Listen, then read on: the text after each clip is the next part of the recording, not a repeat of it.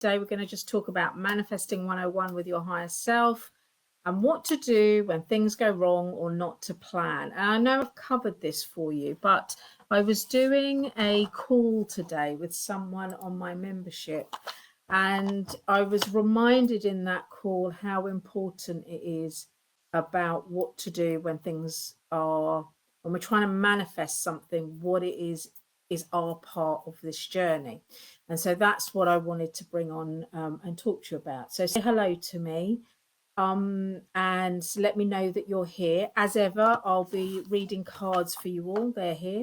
And so I want to know your manifesting questions. If you didn't join last week at the beginning of the month, I said, what is your goal for the month? What is it that you want to change? And a lot of you last week were very work orientated. Are there any other manifestations that you would like to create? Remember, I'm asking you to focus on just one thing this month.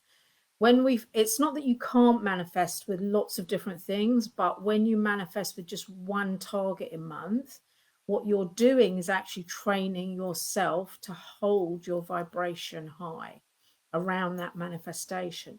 If you have several goals, what can happen is that your energy can dip a lot because there are three or four things that you're trying to manifest. So, for example, for me, my main goal for May is actually getting to the end of my book and getting it ready so that while I'm away, I can actually just sit on it and not do anything with it, and then come back to it, read it over, and then just send it over to the editor knowing that it's complete. So for me, my focus is completely on my book. I could have other goals around income. I could have goals around maybe health, but actually I've decided to just focus most of my energy, pretty much all my energy, on the book. And that's because it's easy to focus on one target.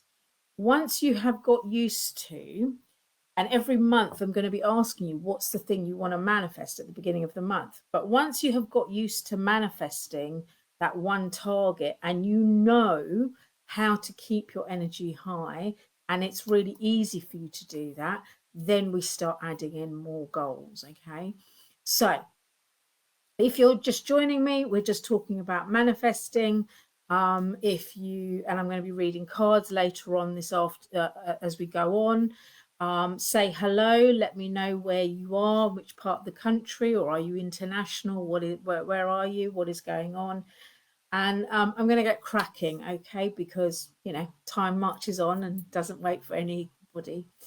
So let's talk about manifesting, and particularly manifesting with your higher self. So those of you who have followed Abraham Hicks and know of Abraham Hicks, you know about the law of attraction. The law of attraction is a universal law, and it works with a couple of other universal laws, the law of desire and the law of synchronicity. So the law of attraction says, whatever you desire, the universe will bring to you. It is created in an instant. The minute you set your desire, it is created, and it is waiting for you to align and bring into your life. The law of synchronicity is to do with the universe having to synchronize lots of different moving parts, millions of moving parts around the world, throughout our planet and throughout our universe, actually, and helping you to manifest. And then the law of, what did I say? Attraction, synchronicity, and it's got out of my head. That doesn't happen very often. Manifesting, law of attraction, law of synchronicity. Law of desire. Sorry. The law of desire is about actually your desires and the worthiness of your desires. Now, here's something you may not know about your manifesting. When you manifest something, you are manifesting it because you believe your life will be better for having that thing, right? Whether it be health, more money, a holiday, a dog, a cat, whatever it is, a new job, whatever. But here's the thing. There is often, and this is why it's important to understand that it's the universal laws are at play. There is often a benefit to the wider world for you receiving your manifestation. So when you receive your manifestation, your vibration is higher. You are happier. When you are happier, you tend to do other things that make you happier. So, for example, supposing you were manifesting a new job and you got the job and you got a pay rise, you got great terms and conditions. And then because of that boost to your energy, you might decide to book a holiday because you know you've got more income coming in. Well, that extra income has a wider effect on the economy, but it also continues to keep your vibration high. And then you go on that holiday and you spread these good vibes with everyone you're interacting with because you're like, this is great. I'm on holiday because I got this job and it's allowed me to go forward. So there is always, and we may not be consciously aware of this, but there is always a knock on effect to the wider world. And this is why the law of synchronicity is important, because this is what has to align so many moving parts. When you are manifesting, you set your desire, whatever it is, big or small. If you are new to manifesting, I'm always going to recommend that you start with a small thing. Don't go for the jackpot lottery, right? Because sometimes your energy and your mind need a bit of training, okay? So if you're brand new to manifesting and you have never manifested anything, you want to start with something that feels reachable, that feels achievable to you, okay? So it could be, for example, you want to manifest £100. That's it, or $100, depending on where you live, or €100.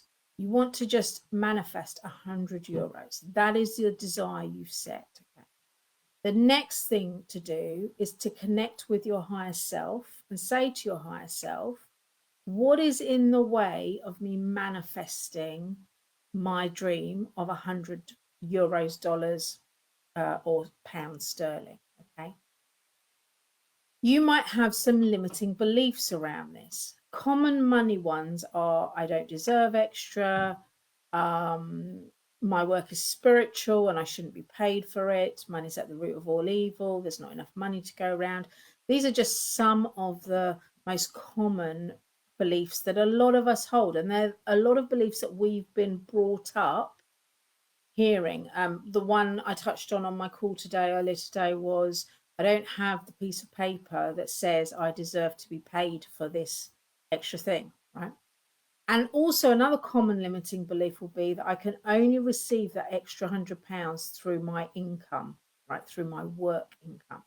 So I have to work extra hard in order to receive that £100, dollars, euros. Okay. But that's not true. There are millions of ways for you to receive £100. Okay. It could be someone gives it to you. It could be a refund. It could be an inheritance. It could be a win on the lottery or the premium bonds or something else, another competition. It could be you